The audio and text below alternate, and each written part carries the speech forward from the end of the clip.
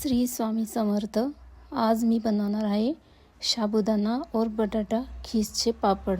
सर्व खीस बारीक करून काही मिक्सरमध्ये काढला आणि रात्री साबुदाणा भिजायला घातला। सकाळी उठून गरम पाण्यात साबुदाणा, बटाट्याचा खीस, मीठ, थोडेसे हिरवी मिरची पेस्ट टाकली आणि सर्व व्यवस्थित शिजवून घेतलं।